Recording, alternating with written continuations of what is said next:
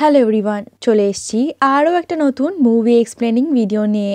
আজ আমি এক্সপ্লেন করতে চলেছি গেম চেঞ্জার মুভিটিকে, যেটা নতুন রিলিজ হয়েছে। তো চলো তাড়াতাড়ি এই মুভিটা এক্সপ্লেন করে নিই আর তোমাদের সাথে স্টোরিটা শেয়ার করে নিই। তবে তার আগে বন্ধুরা, তোমরা ভিডিওটাকে একটা লাইক করে দাও আর তার সঙ্গে সঙ্গে চ্যানেলটাকে সাবস্ক্রাইব করে বেল আইকনটাও ক্লিক করে দাও, যাতে করে যখনই আমি ভিডিও আপলোড দেবো তখনই তোমার কাছে নোটিফিকেশন চলে যায়। আর কমেন্ট সেকশনে একটা কমেন্টও ছাড়তে পারো। তো চলো বেশি দেরি না করে তাড়াতাড়ি মুভি এক্সপ্লেনেশনটা শুরু করা যাক। শুরুতেই আমরা অন্ধ্রপ্রদেশের সিএম সত্যকে দেখতে পাই, যার শরীর অতিরিক্ত খারাপ হয়ে গিয়েছিল। আর যখনই তার শরীর খারাপ লাগে তখনই সে একটা মহিলা আর তার সঙ্গে একটি বাচ্চাকে দেখতে পায়, আর সেই জন্যই সে খুব অসুস্থ হয়ে পড়ে। সত্যকে যখন হসপিটালে নিয়ে যাওয়া হচ্ছিল তখন বাইরে খুবই বৃষ্টি হচ্ছিল, আর সেখানে থাকা পুলটা যেখান থেকে তারা ক্রস করছিল সেই পুলটা কোনোভাবে ডুবে যায়, যার কারণে অনেকগুলো গাড়ির অ্যাক্সিডেন্ট হয়। কিন্তু সত্যকে যা হোক করে হসপিটালে অ্যাডমিট করা হয়। ওর এই সিরিয়াস কন্ডিশনেও ওর ছেলেরা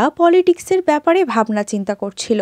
তার বড় ছেলে আর ছোট ছেলে তাদের মধ্যে কথা বলছে যে বাবা মরে গেলে কে জায়গা সম্পত্তি নেবে, কে তার পলিটিক্সে জায়গা নেবে। আর এটা শোনার পরে সত্যার অনেক খারাপ লাগে যে তার এই সিচুয়েশন আর এই অবস্থার মধ্যে তার দুই ছেলে তার পলিটিক্যাল পাওয়ার আর টাকা পয়সা নিয়ে পড়ে রয়েছে। তারা এই দিনের অপেক্ষায় রয়েছে যে আমাদের বাবা কবে মরবে আর তারপরেই আমরা পাওয়ার পাবো। আর তারপরেই সিনটা শিফট হয়ে যায় আর আমরা দেখতে পাই মুভির মেন হিরোকে, যার নাম হলো রাম। কারণ এখন রয়েছে রাম আইএস এর পোস্টে, কিন্তু সে একটা টাইমে আইপিএস অফিসারও ছিল। সে নিজের খাটনি দিয়ে এই পোস্টটা পেয়েছে। একটা টাইম ছিল যে অনেক ক্রিমিনালকে সে মেরেছিল আর তাদেরকে জেলও করিয়েছিল। আর আজকে সেই ক্রিমিনালগুলো, সেই গুন্ডাগুলো তার উপরে হামলা করে দেয় হঠাৎ করে, আর সে তাদের সবাই সাথে খুব বাজেভাবে লড়াই করে আর তাদেরকে ফাইটিং এ হারিয়েও দেয়। তারপর ওখান থেকে সোজা যাই আমরা রামের বাড়িতে, যেখানে আমরা দেখতে পাই তার ফ্যামিলি তাকে বিয়ে করার জন্য খুব ফোর্স করছে। তারা চায় তাদের ছেলেরা বিয়ে করে সেটেল ডাউন হয়ে যাক, কিন্তু এদিকে রাম সে তো বিয়েই করতে চায় না। সে বলে আমার বিয়েতে কোনো ইন্টারেস্ট নেই। এই বলে সে সেখান থেকে বেরিয়ে চলে যায় অফিসে যাওয়ার পরে নিজের দফতরের লোকদেরকে সে বলে কিছু লোকের লিস্ট বানাতে হবে এবং সরকারের কাছ থেকে লুকিয়ে তাদের ধান্দা চালাচ্ছে। তাদের লিস্টও বানানো হয় এবং তাদেরকে অফিসেও ডাকা হয় তাদেরকে বোঝানোর জন্য। তাদেরকে সে বলে যে তোমরা যে কাজের মধ্যে ঘোটালা করছো তাড়াতাড়ি করে সেগুলোকে বন্ধ করো, না হলে আমি বন্ধ করাতে বাধ্য হব। সেই জন্য তাদেরকে গাড়ির মধ্যে নিয়ে রাম তাদেরকে একটু ঘোরানোর জন্য নিয়ে যায়, যেমন কি ফ্যাক্টরিতে। প্রথমে সে একটা চালের গোদামের ফ্যাক্টরিতে যায় আর সেখানে গিয়ে সেখানকার ঘোটালা বার করে দেয়, যেখানে আমরা জানতে পারি চাল ফ্যাক্টরিতে আসল চাল নয়, নকল চাল বিক্রি করা হচ্ছিল। সরকার থেকে যে চাল আসতো গরিবের জন্য, সেখানে সেই চালগুলো ওরা নিয়ে নিয়ে বাইরে বিক্রি করত, আর এখানে নকল চাল সরকারের থেকে লোকদেরকে দিত, মানে রেশনে আর কি। আর এই কারণে সে তাদের কোম্পানিটাকে বন্ধ করে দেয়। আর তারপরে সে একটা মলের মধ্যে যায় যেখানে ইল্লিগাল কাজ হচ্ছিল, আর সেখানে গিয়ে সে সেইখানেও থাপা মেরে দেয়, মানে বন্ধ করিয়ে দেয় আর কি। আর এই সব কিছু দেখে বাকি গুন্ডাগুলো খুব ভয় পেয়ে যায়। তারা ভাবে আমাদের ব্যবসা বন্ধ হয়ে যাবে, যার কারণে তারা আগে থেকেই চেপে পড়ে আর তারা সেখান থেকে চলে যায় এই বলে যে তারা বন্ধ করে দেবে। আর তারা আস্তে আস্তে সেটা করতেও থাকে।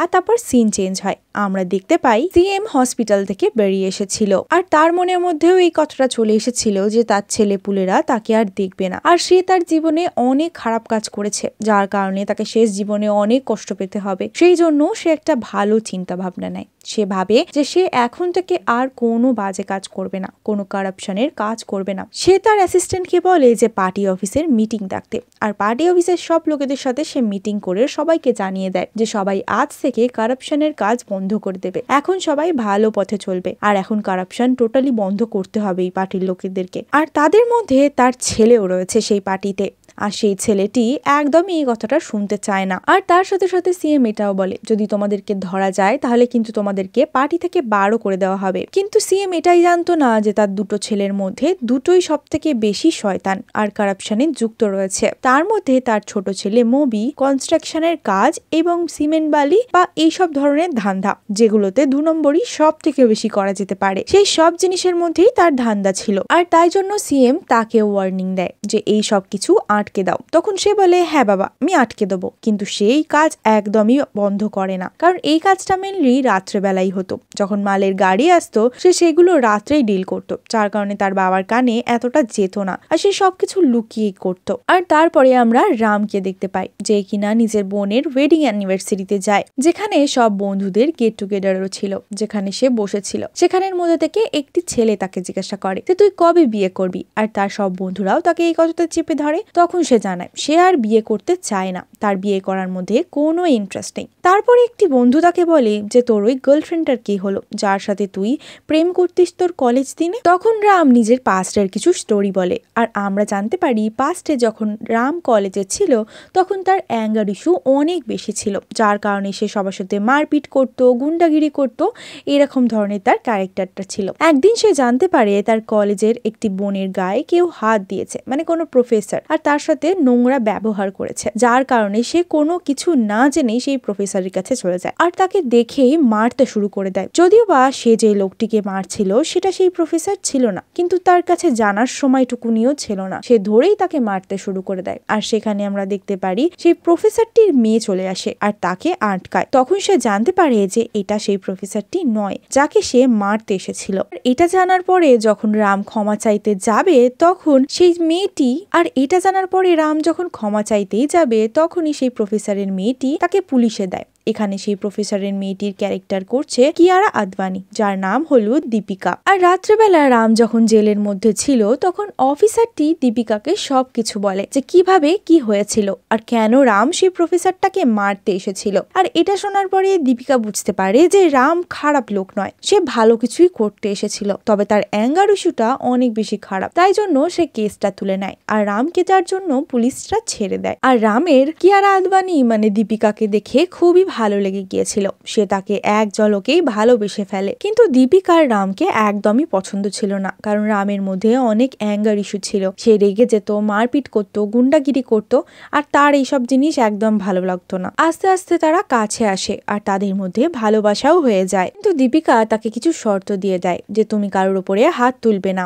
কারোর সাথে ফালতু ঝামেলা করবে না, আর নিজের রাগটাকে কন্ট্রোল করবে। আর তাকে দীপিকা নিজের রাগ কন্ট্রোল করার উপায়ও শিখিয়ে দেয়। আর তার সঙ্গে সঙ্গে সে বলে যে তোমাকে একটা বড় এক্সাম ক্র্যাক করতে হবে, তোমাকে আইএস হতে হবে, তুমি আইপিএস হতে পারবে না, কারণ আইপিএস হলে তোমাকে গুলি চালাতে হবে, বন্দুক নিয়ে কাজ করতে হবে, আর লোকদেরকে মারতে হবে, আর আমি সেটা চাই না। তাই আমি চাই তুমি একটা ভালো পোস্টে যাও, যেখানে গিয়ে তুমি লাইফের সব সাফল্যও পাবে, আর তার সঙ্গে সঙ্গে তোমাকে লোকের সাথে মারপিটও করতে হবে না, আর তারপরেই আমরা বিয়ে করব, আর তোমাকে ভায়োলেন্সের থেকে কিন্তু দূরে থাকতে হবে। তারপরে সে অনেক খাটনি করে আইএস অফিসার হওয়ার জন্য, কিন্তু নাম্বার কম পাওয়ার কারণে সে আইপিএস অফিসার হয়ে যায়। কিন্তু তারপরেও সে পড়াশোনা ছাড়েনি, সে পড়াশোনা কন্টিনিউ করতে থাকে নেক্সট পোস্টের জন্য। একদিন হঠাৎ করেই দীপিকা গায়েব হয়ে যায়, তাকে কিছু না জানিয়ে সে কোথাও একটা চলে যায়, আর তাকে রাম কোথাও খুঁজে পায়নি। তারপরে রাম সব কিছু ছেড়ে দিয়ে নিজের পড়াশোনাতে ফোকাস করে, ভালো করে পড়াশোনা করে সে আইএস অফিসার হয়। তাদেরই মধ্যে একটি বন্ধু যখন এইসব গল্প শুনছিল সে বলে আমি একটা নতুন জায়গায় শিফট হয়েছি, আর তোর বলা ডিসক্রিপশনের মধ্যে থেকে সেই মেয়েটির সাথে সব কথাই বেশ ভালো মিলে যাচ্ছে, তবে এখন আমি খুব নেশায় রয়েছি, এখন আমাকে কিচ্ছু জিজ্ঞাসা করিস না, পরে আমি তোকে সব বলবো খন। আর অন্যদিকে তোমরা জানবে যে মুভির বালি সিমেন্টের এইসবের ব্যবসা ছিল, সেগুলো ইলিগাল ভাবে করাতো, যার কারণে রামের কাছে এটার খবর চলে যায়, আর রাম তাদের লোকদেরকে অ্যারেস্ট করিয়ে নেয়। আর তারপরের দিনই মুভি অফিসে চলে আসে রামের, আর রামকে সে ধমকি দিতে থাকে, আর সে বলতে থাকে আমার লোকেদেরকে ছেড়ে দাও, তুমি জানো না আমার মাথার উপরে কার হাত রয়েছে, যদি আমি এক্ষুনি কিছু করি তাহলে তোমার কেরিয়ার থাকবে না কিন্তু। আর এদিকে রাম বলে যে তোর মতন 2 টাকার গুন্ডা দেখে আমি ভয় পাই না, আমি এই পোস্টটা পেয়েছি আমার যোগ্যতায়, আমার পড়াশোনা দিয়ে, আর তোর মতন লোককে দেখে আমার ভয় পাওয়ার জন্য। আর তার সঙ্গে সঙ্গে বলে আমি খুব ভালো করে জানি তুই কতটা কি করতে পারবি, তাই বলছি এখান থেকে ফোট। আর এই বলে তাকে অপমান করে সেখান থেকে বার করে দেয়। আর মুভিও সেখানে কিচ্ছু বলে না, সে চুপচাপ অপমান সহ্য করে চলে যায়। আর এখানে বোঝাই যাচ্ছিল মুভি আর রামের মধ্যে একটা বড় টক্কর হতে চলেছে। পরের দিন রামের সাথে দেখা করতে সেই ফ্রেন্ডটা আসে, যে বলেছিল দীপিকার ব্যাপারে তাকে কিছু ইনফরমেশন দেবে, হয়তো সেই মেয়েটাই দীপিকা হতে পারে। আর তার জন্য রামকে সে সেই ইনফরমেশনগুলো দিয়ে দেয়। আর রাম যখন সেই ইনফরমেশন ফলো করে সেই জায়গায় যায় তখন সে দেখতে পায় যে এটাই দীপিকা, দীপিকা এখানে রয়েছে, দীপিকা পালিয়ে এসেছিল। তারপরে দীপিকা কনফেস করে যে তার বাবা চাইতো না যে তাদের বিয়ে হোক, তার বাবা তাকে এখানে নিয়ে চলে এসেছিল। সে তার বাবার বিরুদ্ধে যেতে পারবে না, যার জন্য তাকে এই সিনটা করতে বাধ্য করেছিল সে। এটার অবভিয়াসলি অনেক বড় রিজন রয়েছে, কারণ তার বাবাকে ধরে খুব পিটিয়েছিল রাম। তারপরে দীপিকা একটা রুমের মধ্যে রামকে নিয়ে যায়, যেখানে সে বাচ্চা কাচ্চাদের পড়ায়। আর তারই পাশের রুমে একটা মেন্টালি আনস্টেবল মহিলা ছিল, কারণ তিনি রোজ দিন সিএমকে একটা চিঠি লেখে, কিন্তু সিএম এর কাছে সেই চিঠিটা গিয়ে আর পৌঁছায় না। তখন রাম বলে, এই চিঠিটা আমি সিএম এর কাছে পৌঁছাতে আপনাকে হেল্প করব। আর তখন বলে যে আজকে সিএম এর মিটিং রয়েছে, তো চাইলে আপনি তার সাথে গিয়ে দেখা করতে পারবেন, যেখানে সেই পাগল মহিলাটিও উপস্থিত ছিল। আর পাগল মহিলাটা যখন সিএমকে দেখতে পায় তখন সে চিল্লাতে শুরু করে দেয়। আর পাগল মহিলাটিকে দেখে সিএমও খুব ভয় পেয়ে যায়, তার শরীর খারাপ হওয়া আবারও শুরু হয়ে যায়। তখন সেই মহিলাটি বলে, তুই একটা ফালতু সিএম, তুই যা কথা বলিস কোনো দিনই সেটা পালন করতে পারিস না, তোর মধ্যে সব রকম 2 নম্বরই রয়েছে, দুধের মধ্যে গোটালা হচ্ছে যেটা তুই জানিস, তারপরেও তুই সেটাতে কিচ্ছু করছিস না, এগুলো সব তোর হাত মেলানো রয়েছে। আর মবির এই ব্যবসার মধ্যে হাত ছিল, যার কারণে মবি তাড়াতাড়ি করে ওই মহিলাটিকে মারতে যায়। আর সেই সময় তাকে বাঁচানোর জন্য রাম তার সামনে চলে আসে। আর এই সব কিছুর মধ্যে মবি আর রামের মধ্যে ঝামেলা বেঁধে যায়। আর তখন সত্যার চোখের সামনে ওই রাত্রির মহিলাটা আর তার বাচ্চাটার ইমাজিনেশন ভেসে ওঠে। আর এখানে সিএম দুজনকেই থামানোর চেষ্টা করছিল, আর ইতিমধ্যে সিএম এর শরীরটা খুব খারাপ হয়ে যায়। আর এদিকে মবিও নিজের বাবার থেকে অনেক বেশি রেগেছিল, কারণ সে রামের সাসপেনশনটা করায়নি। যেহেতু মবি অতিরিক্ত রেগে গিয়েছিল, তার বাবা মবিকে ঠান্ডা করার জন্য রামকে কিছুদিনের জন্য সাসপেন্ড করে দিয়েছিল। আর মবির ওপরেও সে রেগে রয়েছে, আর যার জন্য সে পার্টি থেকে মবিকে বার করে দেয়, কারণ সে বাচ্চাদের দুধের মধ্যে মিলাওয়াট করেছিল। কিন্তু মবি ছিল সাইকোপ্যাথ, যার কারণে সে সুযোগ বুঝে তার বাবাকে মার্ডার করে দেয়, আর নিজে ভাবে যে সে সিএম এর জায়গা নিয়ে নেবে। তাই জন্য সে নিজেই অ্যানাউন্স করে দেয় যে নেক্সট সিএম সেই হতে চলেছে। তারপরে সে সিএম হওয়ার পর প্রথম কাজ এটা করে, সত্যাকে নিজের বাড়ি থেকে তুলে তাকে এক জায়গায় বন্দি করে রাখে এবং তাকে অনেক মারধর করে। যেই দিন তার দীপিকার সাথে বিয়ে হওয়ার কথা ছিল, বহুত লোকেদেরকে রাম মারছিল, কিন্তু সব লোকেরা তার উপর অনেক ভারী পড়ছিল। তখনই সেখানে একটা অফিসার চলে আসে, আর পেছন থেকে সে গুন্ডাগুলোর উপরে গুলি চালাতে শুরু করে দেয়। আর এখানে ভাবনার বিষয় হচ্ছে, মুভি তো পাওয়ারে রয়েছে, পুলিশগুলো কেন এসে তারই গুন্ডার ওপর গুলি চালাচ্ছে। এখানে একটা বড় টুইস্ট আছে, যেখানে আমরা জানতে পারি পুরনো যে সিএম ছিল, যে কিনা মরে গিয়েছিল, পুরনো সিএম একটি ভিডিও ক্লিপ ছেড়ে গিয়েছে। সে দ্বিতীয় সিএম অ্যানাউন্স করে গিয়েছিল, যেটা ছিল রাম, কারণ সে বুঝতে পেরেছিল সে হয়তো আর বেশি দিন বাঁচবে না, কিংবা তাকে বাঁচিয়ে রাখা হবে না, যার জন্য সে আগে থেকেই রামকে সিএম হিসাবে ঘোষণা করে গিয়েছিল। আর এই ভিডিওটাই এখন বাইরে বার হয়ে এসেছে তার অ্যাসিস্ট্যান্টের থ্রুতে, যার কারণে এখন রামকে সিএম বানিয়ে দেওয়া হবে। তারপরে সেক্রেটারি রামের পাস্টের ব্যাপারে বলে, কারণ রাম এটা বুঝতে পারছিল না যে সিএম তাকে কেন সিএম হিসেবে চুজ করেছে। তারপর তার অ্যাসিস্ট্যান্ট তাকে জানায়, আজ থেকে বহু বছর আগে তোমার বাবা আর সিএম বন্ধু ছিল, তারা একসাথে এই পার্টিটাকে শুরু করেছিল। তোমার বাবা ভালো লিখতে পারত, কিন্তু সে লোকের সামনে বলতে গেলে নার্ভাস ফিল করত, সে লোকের সামনে বেশি কথা বলতে পারতো না, যার কারণে সে সবকিছু লিখতো আর আমাদের সিএম বলতো। এই করতে করতেই পার্টি দাঁড়িয়ে যায়। তারপরে পার্টির নামকরণও তোমার বাবাই করে, পার্টির সব দায়িত্ব সব ডিসিশনও তোমার বাবার কাছ থেকেই সিএম নিত, সব পরামর্শ তিনিই দিত। তিনি সবসময় সৎ পথে চলতো আর ভালো কিছু করার উপদেশ দিত। তিনি কারাপ্ট লোক ছিলেন না, তিনি কারাপশন পছন্দও করতেন না, যার কারণে সিএম এর একটা টাইম পরে বোরিং লাগতে শুরু করে, সে একটু কারাপশনের মজা পাচ্ছিল।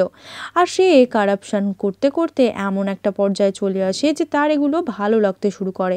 সে সেখান থেকে বহুত পয়সা কামায়, বহুত ফেম কামায়, অনেক টাকা কামাচ্ছিল। আর এই কথাটা তোমার বাবা একদিন জানতে পেরে যায়, যার কারণে একটি কোম্পানি তার বন্ধ করাতে সে যাচ্ছিল।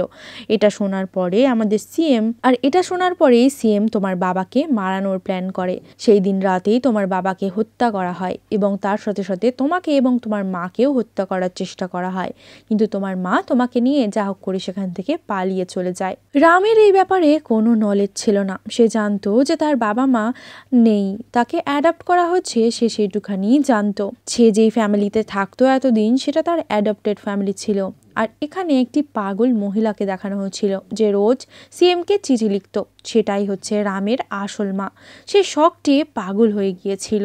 তোমার বাবা মরে যাওয়ার পরে সত্যা ইলেকশনটা জিতে যায়, আর তারপরে সে সিএম হয়ে যায়। সেটার করার পরে টিকতে পারছিল না, এত বছর তো চলে যাচ্ছিল, কিন্তু হঠাৎ করেই সে সেই দিন তোমার মাকে দেখার পরে ভেঙে পড়ে। আর তারপরেই তার এই ঘটনা। যখন রাম ডিসাইড করে যে সে সিএম হবে, তখন মুভি বলে তুমি এখনো অবধি সিএম হতে পারবে না, কারণ তুমি এখনো সরকারি পদে রয়েছো। একটা সরকারি চাকরি করার সঙ্গে সঙ্গে তুমি সিএম এর জন্য পদ নিতে পারবে না, তোমাকে আগে ইস্তিফা দিতে হবে, তারপরে তোমার ইস্তিফা ফাইল হলে তখন তুমি সিএম হতে পারবে।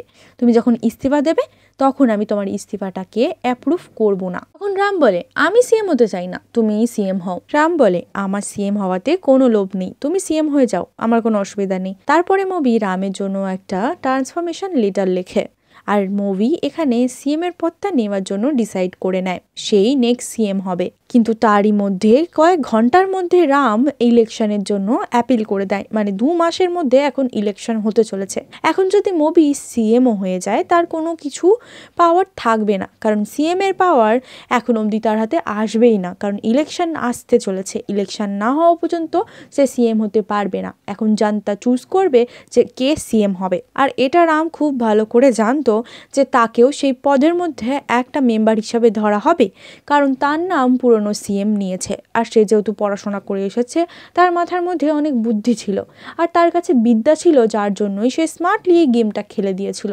আর এদিকে মুভি যে কিনা অশিক্ষিত, সে কিছুই জানে না। আর এদিকে মুভি কিচ্ছু বুঝতে পারে না যে কি হবে। মুভি এখন নিজের সব পুঁজি বার করে দেয় লোকদেরকে পয়সা খাওয়ানোর জন্য, পয়সা খাইয়ে তাদের থেকে ভোট তোলার জন্য। আর এটার পরে রাম যায় সেই গ্রামের লোকেদের কাছে, তাদের সাথে কি কথা বলে, তাদেরকে বলে আপনারা ভোটের জন্য 2000 করে কেন নেন, 20,000 করে নেবেন, কারণ আপনারা জানেন আপনাদের কতটা জোর আছে, আপনাদের কতটা ক্ষমতা আছে, এই বলে তাদেরকে মোটিভেট করে। আর আপনারা যদি 20,000 করে নেনও, তখন সরকারই আপনাদের থেকে সেটা নিয়ে নেবে একটা সময়, তার থেকে ভালো যে এখনের জন্য টাকা নিয়ে নিন। আর সেই কারণে লোকেরা 20,000 টাকার ডিমান্ড করতে থাকে।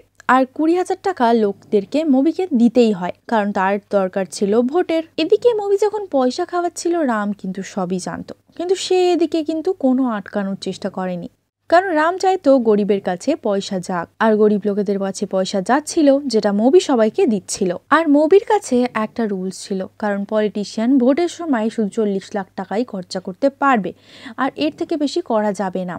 কিন্তু মুভি ইতিমধ্যেই 25 লাখের ওপরও খরচা করে দিয়েছিল। কিন্তু এখানে মন্ত্রীদেরকেও তাকে ম্যানেজ করতে হতো, তখন সে কি করবে? এখন সে খুব চিন্তায় পড়ে গিয়েছে। আর এই কারণে পার্টির মধ্যে পুরো ঝামেলা বেঁধে যায়, কারণ এখন সবাই তার পেছন ছেড়ে দিচ্ছিল, মানে সাথ ছেড়ে দিচ্ছিল। তারপরে ইলেকশনের দিন আসে, যেখানে আমরা দেখতে পাই মুভি তার লোকদেরকে দিয়ে ভোট দেওয়াচ্ছিল, আর তার লোকেরা বারবার অন্য অন্য জায়গায় গিয়ে হাতের প্রিন্ট তুলে ভোট দিচ্ছিল। আর এই সব কিছু জানার পরে রাম তাদেরকে আটকায়। মুভি তখন একটা কাউন্টারে রেগে গিয়ে বোম ব্লাস্ট করিয়ে দেয়, যার কারণে রাম খুবই ভয় পেয়ে যায়। সে এই কারণেই ভয় পেয়েছিল কারণ লোকেদের ক্ষতি হচ্ছিল। তারপরে সে আরও একটা প্ল্যান বার করে, সে ডিসাইড করে সব ভোটের মেশিনগুলো হয় যেগুলো, সেগুলোকে সে একই জায়গায় রাখবে, যাতে করে লোকেরা সেফলি ভোট দিতে আসতে পারে। কিন্তু এরপরে মুভি যখন এই প্ল্যানটা জানতে পারে, সে খুবই রেগে যায়। তার সব গুন্ডাদেরকে সে সেখানে পাঠিয়ে দেয় আফরাতাফরি মাছিয়ে দেওয়ার জন্য। আর সেখানে গিয়ে বড় দাঙ্গা হয়, ঝামেলা হয়, অনেক রকম ঝামেলা হতে থাকে। কিন্তু ইতিমধ্যেই রাম সেগুলোকে আস্তে আস্তে সলভ করার চেষ্টা করছিল। তারপরে রাম তাদেরকে এক এক করে আটকাচ্ছিল। আর মুভি আর রামের মধ্যে অনেক বেশি ফাইটিং সিন দেখানো হয়, যেখানে মুভি রামকে খুব বাজেভাবে হারাচ্ছিল, কিন্তু রামও হার মানে না। মুভি একটা গুন্ডা হলে কি হবে, সে একজন অফিসার ছিল, সে সেই জন্য মুভিকে খুব মার মারে। আর এর সাথে সাথে ভোটিংও খুব ভালো করে হয়। ভোটিং হওয়ার পরে জানা যায় যে রামকে সবাই চুজ করেছে।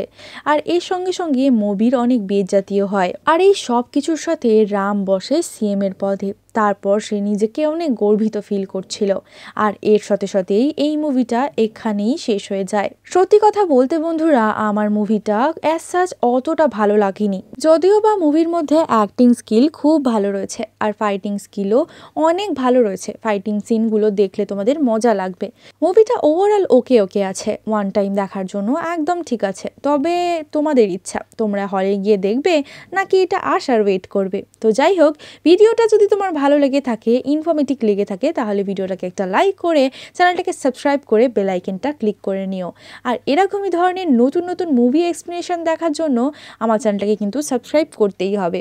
আর নতুন নতুন ভিডিও আসার জন্য নোটিফিকেশান বেলটাকে অন করে দিতে হবে, যাতে করে যখনই আমি নতুন ভিডিও আপলোড দেবো তখনই সর্বপ্রথম তোমার কাছে নোটিফিকেশানটি চলে যায় আর তুমি আমার ভিডিওটা দেখতে পারো।